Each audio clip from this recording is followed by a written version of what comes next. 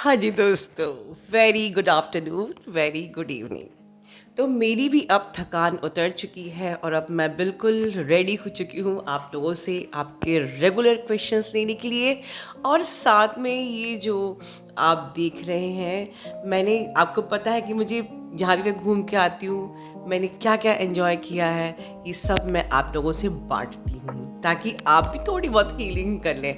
ठीक है, मैं जाती हूँ बाहर अपनी हीलिंग करने के लिए, अपनी एनर्जी को डीक्लटर करने के लिए। बट मैं व्लॉग बनाना पसंद नहीं करती हूँ। मैं इसी में ही आप लोगों से वो पल शेयर करती हूँ जो मैंने जिए थे, जिससे कि आपका भी टाइम वेस्ट ना हो और मेरा भी टाइम वेस्ट ना हो। कुछ आप भी काम का सुन लें और मैं भी कुछ आपको अपना बांट लूँ।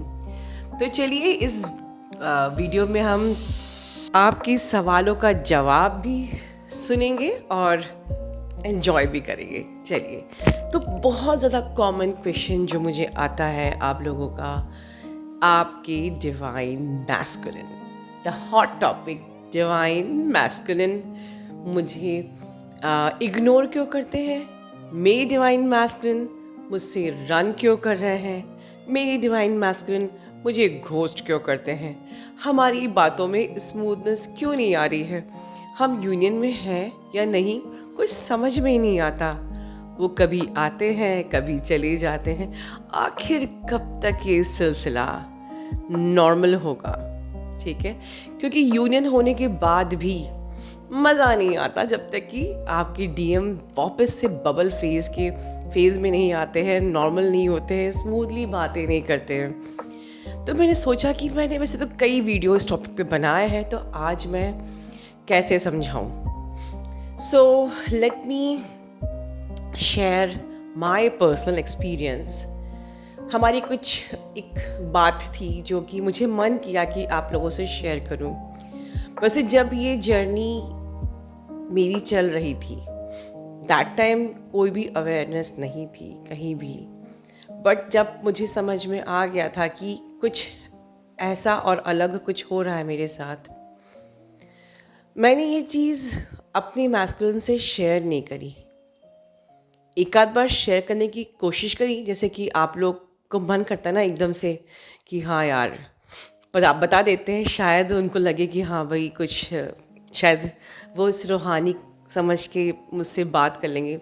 बहुत ज़्यादा गहराई में तो नहीं, बट हाँ हल्का फुल्का शेयर करने का प्रयास किया था, कुछ फ़र्क नहीं पड़ा। फिर उसके बाद मैंने इस कनेक्शन के बारे में बात करना ही छोड़ दिया। मुझे कुछ एहसास आभास हो गया था और फिर मैंने ये मानना शुरू कर दिया, क्योंकि मुझे ये समझ में आ गई थी अपनी यात्रा में कि वो मेरे अंदर ही है। पता नहीं कैसे समझ में आ गया, ये अपने आप मुझे समझ में आया था कि वो मेरे अंदर ही है। और जो जो रिलेशंस मैं कर रही हूँ ये उनको ऑटोमेटिकली हो रहे हैं। इस बात का प्रूफ क्या है?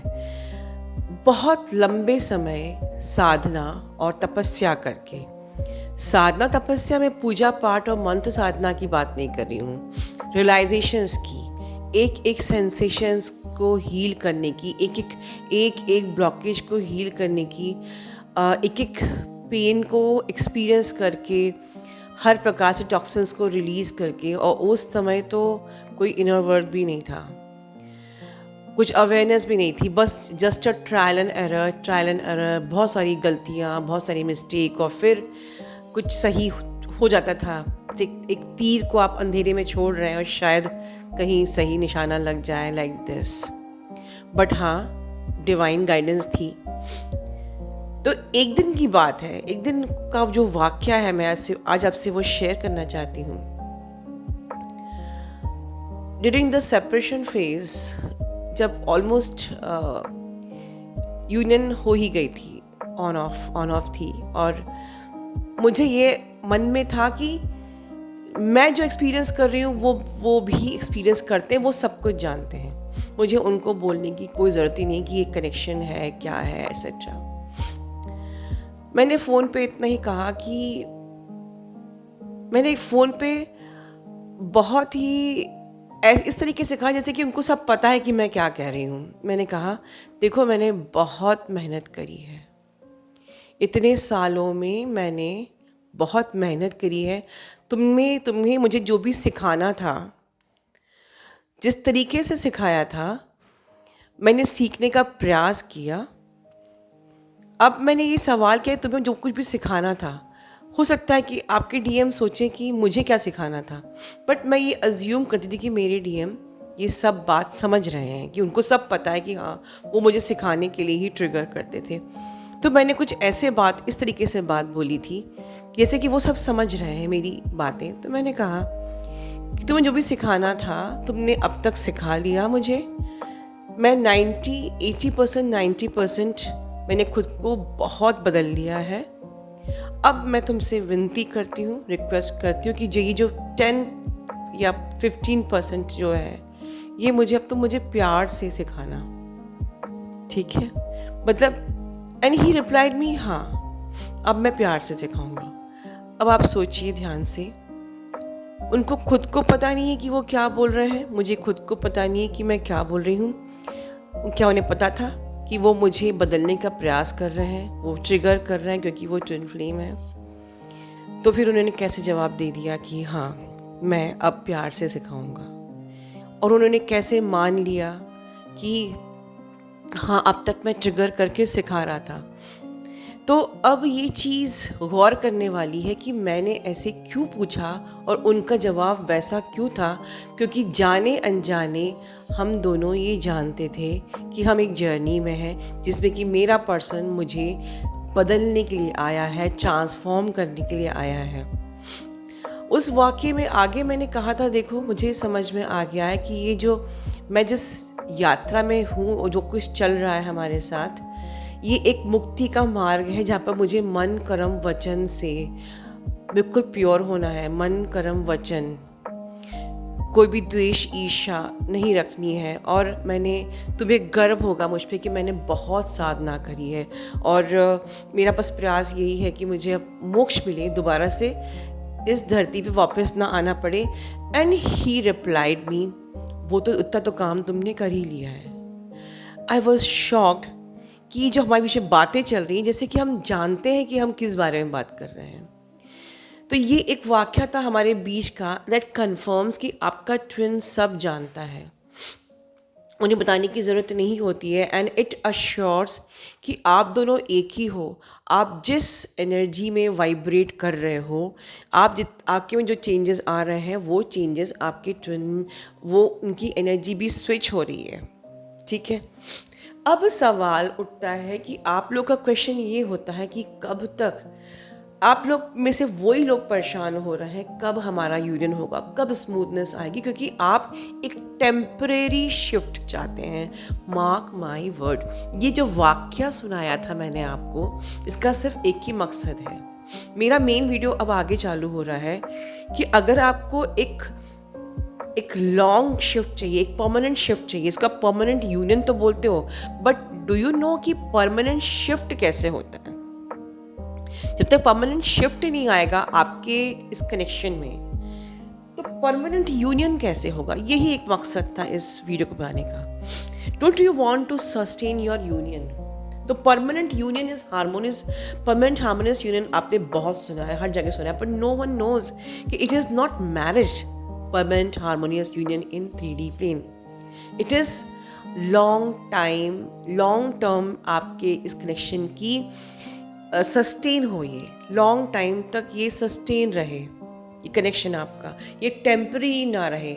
तो ज़रूरी नहीं है कि दो मैरिड लोग अगर यूनियन में हैं तो उनका परमानेंट हार्मोनियस यूनियन नहीं हुआ है।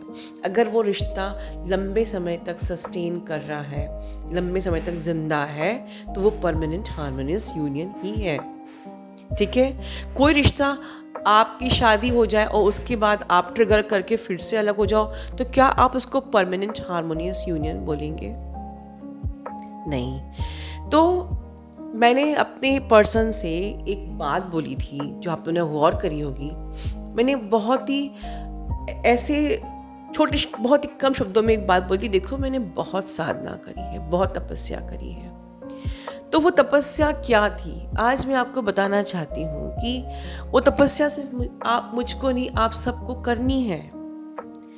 हमारी ज़िंदगी, मुझे ये समझ में आ गया था कि हमारे जो भी कंडीशनिंग रही होगी, जो भी बिलीफ सिस्टम था, हमारे जो लिमिटिंग बिलीव्स थे, उन सब को अब मुझे चैलेंज करना ही पड़ेगा और मुझे डिवाइन ओरिजिन्स में आना पड़ेगा। डिवाइन ने इस प्लैनेट को क्यों बनाया है, एक आदमी और औरत की उत्पत्ति क्यों हुई है, शादी का रियल मीनिंग क्या है, धर्म का रियल मीनिंग क्या होता है, आप सब चीज़ों की ओरिजिन तक मुझे पहुंचना है, जड़ तक पहुंचना है। मुझे जो भी समाज के लिमिटिंग बिलीव्स को मान के उसके हिसाब से अपनी सोच को डेवलप करना और फिर उसके बाद वही जो मैंने डेवलप कर ली वही मुझे आउटर रियलिटी में फेस करना पड़ रहा है। तो मुझे कोर से, जिसको आप कहते हैं कंप्लीट डीएनए चेंज,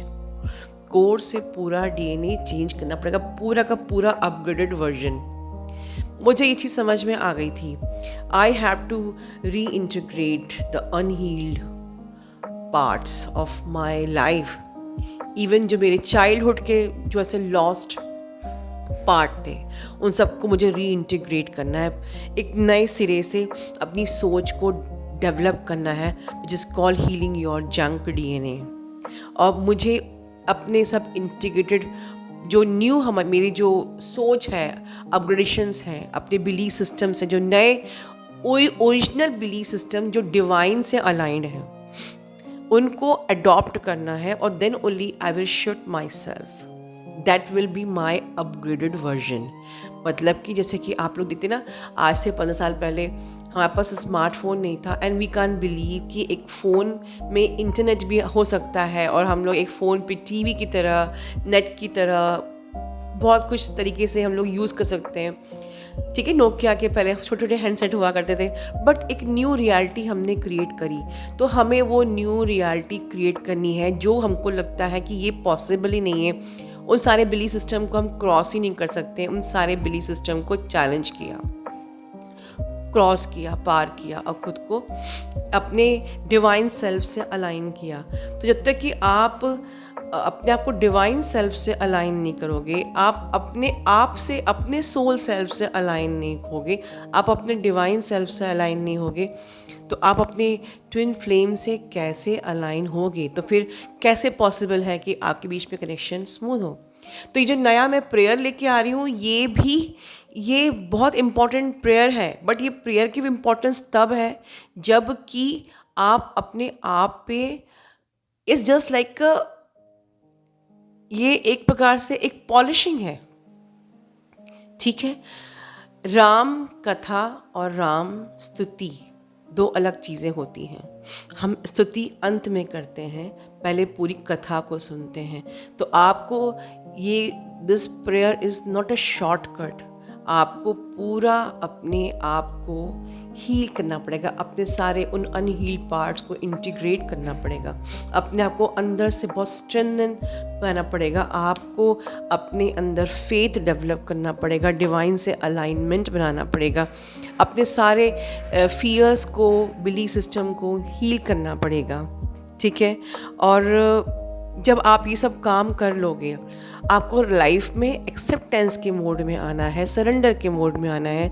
जैसे नेचर होती है, नेचर बिल्कुल सरेंडर्ड रहती है। नदी अपने बहाव में बह रही है, उसे नहीं पता कि कहाँ कोई पत्थर आके मुझे रोक ले, बट वो फिर भी बह रही है, बह रही है तो बह रही है। जहाँ पत्थर आ गया तो आ गया, कोई बात नहीं, डायरेक्शन चेंज कर लिया।